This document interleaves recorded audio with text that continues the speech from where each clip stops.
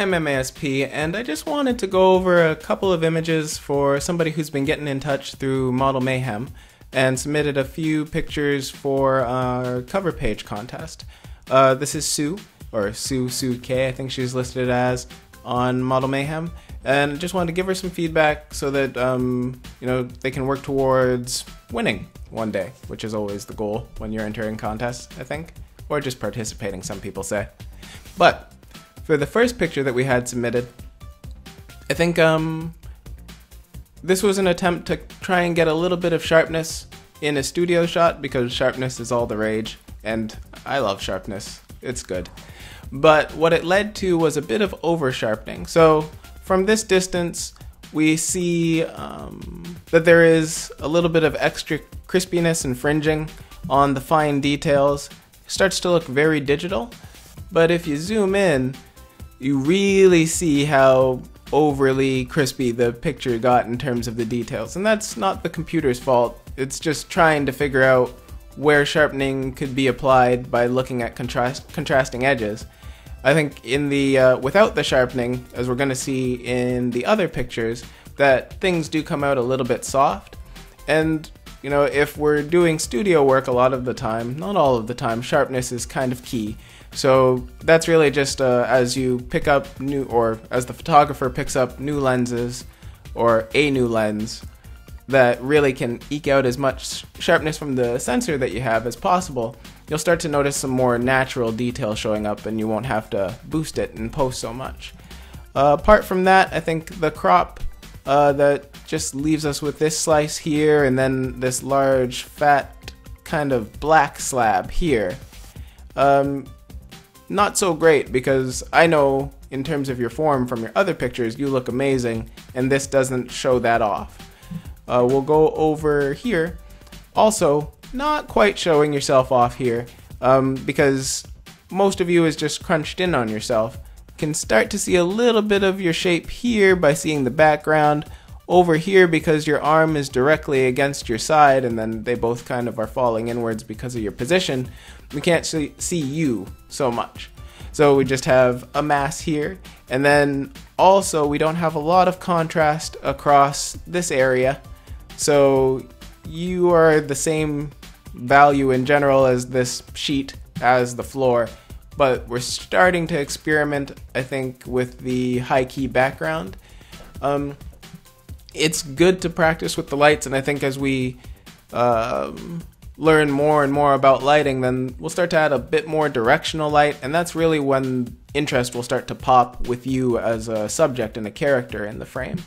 But right now, I think this is more of a lighting experiment, and we haven't really nailed it just yet. If you look at the histogram over here, we don't have any real blacks or pure blacks, but you do have areas that are pure white. It's not really a high key just yet. Here, let me just quickly zip on over. So that's the area that's pure white, in white. I think you probably want a little bit more if you were really aiming for high key. And then for the blacks, we don't really have any in the frame. If you start to pull in some blacks there, then we start to see some contrast. And just with those two little tweaks, we start to see a little bit more dynamic happening in the frame. Still, I don't think that this crop showing all of this and then all of that is helpful though, and I would probably change that as well. Same general thing with the no black point, so all of this is really just a deep gray, and having it all just be a deep gray, it all just kind of blends into one another there. For the background, I think getting close to a high key right in this area here, but everything else is more of that gray tailing off. If we were to take a closer look, where are you, friend? There you go. So yeah, we got the hot spot there, but really no place else. If you were to crank it all the way, it would get to there. Also for the background, definitely in post, just clean these little dots up, because they're not really helping anybody. And there's other areas across the frame that you probably want to do that too, but we won't go through all of that there. And then a good idea to have a black point which we don't currently have. Here we go.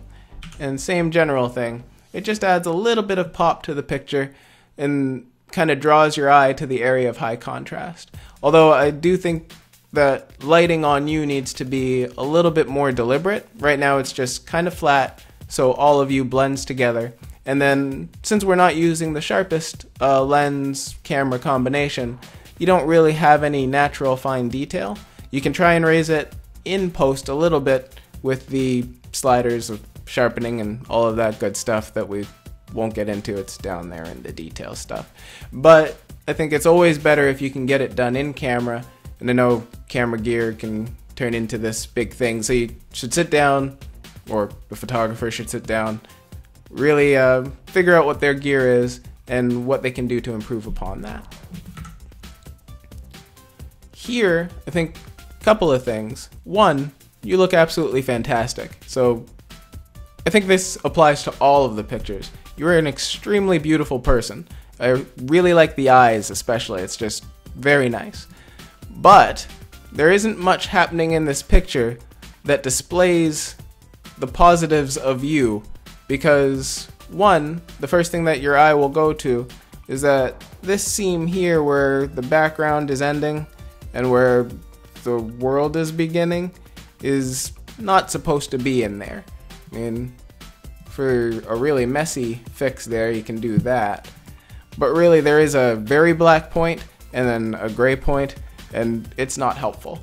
The black portion of the ball just disappears into the background. Not so good. The ball is in sharp focus.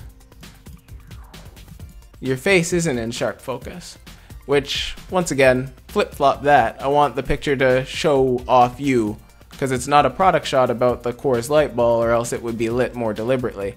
So definitely want to make sure that the focus point is on your face here, and we get more focus out of you. Having the ball blocking most of your body leaves you with kind of a floating foot, and then a torso, and just the top of your hand. So posing-wise, this also doesn't work so well, but I will say you look absolutely amazing. So if this picture didn't have the ball, it would just be a mile better. And then if we were looking at different poses and figuring things out, I think you'd probably come to something very nice. But overall, still kind of that plain light across you. And it looks like it was achieved with a softbox and oh, is that an octa?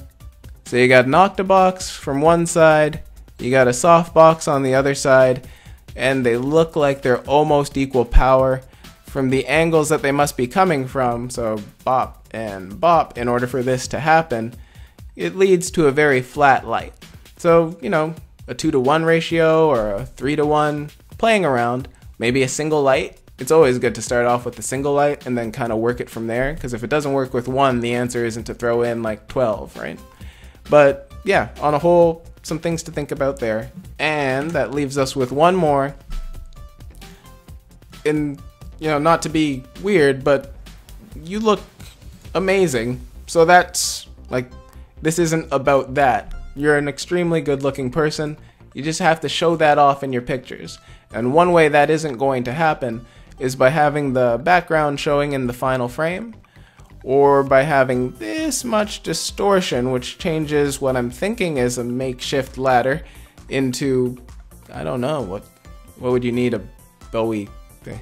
Well, you need David Bowie for many things, because, well, different topic. But you, without the prop, look absolutely great. Lighting across you as improvement number one. Better lens, more so the lens than the camera. People make that mistake, not investing a ton in a camera necessarily. Better lens will cut down on the distortion, get a little bit more sharpness detail out of you. I'm not a fashion expert, but, you know, some more, I don't know, different outfit choices. But I think on a whole, there are things to be working on. I would probably look at poses that you feel are things that you like in magazines and advertisements, and then emulate those, practice them in the mirror, just kind of practice your posing. And then, yeah, and unfortunately, gear does matter sometimes, so I do think A step up in the lens department will really help as well, but definitely a good start. I like what's generally happening, but things do need to be tweaked, and really want to pay attention to everything that shows up in the final picture, because although we might forget about it when we're making it because it's more about the experience, to people who weren't there to experience it, it'll be what they see first and foremost. So thank you for submitting your work. I mean, you're wonderful. I really do love the way you look. I read your little bio blurb about being spotted and all of that good stuff, and I can completely see how that happened. Very, very kind, warm face, and I'm hoping to see even more great pictures kind of emerging from you as you continue on. And keep in touch on Model Mayhem, or you have my email, so just directly through email and ask me stuff. And I'd love to see your future pictures. You're really great. And to everybody else, make sure you show your work.